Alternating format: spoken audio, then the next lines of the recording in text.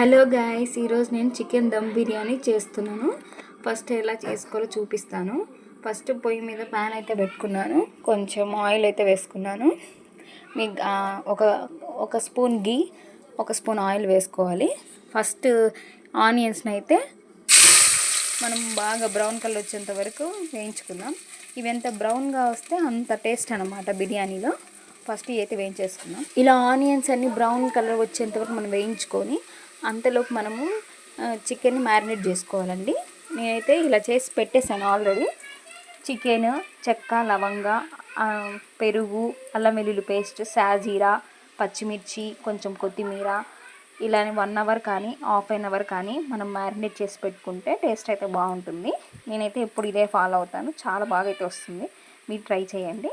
నేనైతే ముందే అయితే మ్యారినేట్ చేసి పెట్టాను, మీకు చూపించలేదు, స్కిప్ అయిపోయింది. ఈ రకంగా అయితే బ్రౌన్ ఆనియన్స్ అయితే మనం ఇలా ఏం చేసుకొని పక్కన పెట్టేసుకుందాం.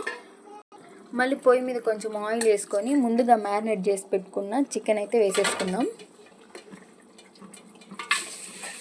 మ్యారినేట్ చేసిన చికెన్ వేసాక జీడిపప్పు, కొంచెం సాజీరా, ఎక్కువ ఈస్టర్న్ బిర్యానీ మసాలా వాడతాను, చాలా టేస్ట్ బాగుంటుందని. అది అయితే కొంచెం అయితే వేసేసుకుందాం. కొంతసేపు దీన్ని ఇట్లా మగ్గిద్దాము పొయ్యి మీద. ఇలా కర్రీ 80% వరకు మనము ఉడికించుకోవాలి కొంచెం, అప్పుడే ఇంకా బాగుంటుంది. వాటర్ అయితే తీసేసుకొని వాటర్లో బిర్యానీ ఆకు, చెక్క, లవంగ, షాజీరా, కొత్తిమీర అయితే వేసుకున్నాను. కొంచెం సాల్ట్, ఆయిల్ కూడా. నేనైతే ఆ బియ్యంని కొంచెం మంది ముందే నానేసుకుంటారు. నేను అట్లా నానేయట్లేదు బియ్యంని. ఒక బాస్మతి బియ్యం కప్పుకి 2 వాటర్ పోసుకోవాలి.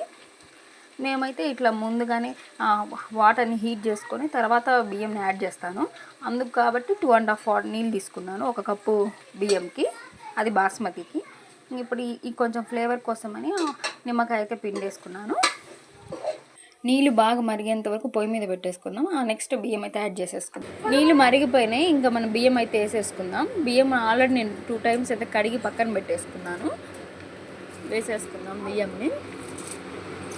ఈ ప్రాసెస్లో అయితే బియ్యం ముందే నానాల్సిన అవసరం లేదు, ఎందుకంటే మనము అలా చేయకుండా వాటర్ ఎక్కువైతే తీసేసుకున్నాము. ఆల్మోస్ట్ 80% వరకు రైస్ అనేది కుక్ అయిపోయిందండి. ఇప్పుడు దీన్ని మనము ముందుగానే కుక్ చేసుకున్న కర్రీలో అయితే వేసేసుకుందాం. ఈ కర్రీలోకి ఇలా అయితే మనం యాడ్ చేసుకుందాం రైస్ మొత్తాన్ని లేయర్గా. బ్రౌన్ ఆనియన్స్ అయితే యాడ్ చేసేసుకున్నాను. కొత్తిమీర అయితే యాడ్ చేసుకున్నాను. నెక్స్ట్ నెయ్యి అయితే యాడ్ చేసుకున్నాము పైన, అదే మెల్ట్ అవుతుంది. కొంచెం ఉన్నట్టుగా ఫుడ్ కలర్ అయితే యాడ్ చేసుకున్నాం, కొంచెం బాగుంటుందని. ఫుడ్ కలర్ కూడా లైట్గా, అంటే కెమికల్ కదా. ఓకే, ఇలా కలర్ అయితే వేసుకున్నాక సిమ్లో పెట్టి కొంతసేపు మగ్గనిద్దాం. ఇలా మూత పెట్టి పైన ఇలా బరువు అయితే కొంచెం పెట్టేసుకుందాం. ఇంకా లోపల మొత్తం ఉడికిపోయిద్ది. ఉడికాక మీకు ఎలా ఉంటుందో చూపిస్తాను.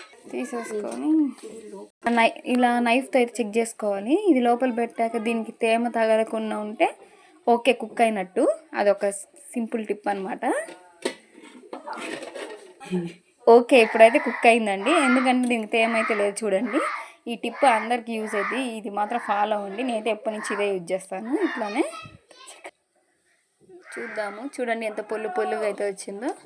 ఇలా అయితే ఎవరైనా చేసుకోవచ్చు సింపుల్గా, ఆయిల్ ఎక్కువ లేకుండా. ఎంత బాగుందో చూడండి రైస్. ఇలా పీసెస్ అన్ని చూడండి, పీసెస్ ఎంత బాగా కుక్ అయ్యాయో. మీకు ఎవరికైనా కర్రీ వీడియో కావాలంటే కామెంట్ అయితే చేయండి. ఇది కూడా సింపుల్గా ఎలా తయారు చేసుకోవాలో చూపిస్తాను. ఈరోజు లంచ్ అయితే మాది ఇదే అండి. గ్రేవీ చూడు ఇలా వచ్చింది. చూడు రైస్ కూడా ఎంత పొల్లుగా ఎంత బాగుందో. కర్రీ కూడా చూడండి గ్రేవీగా.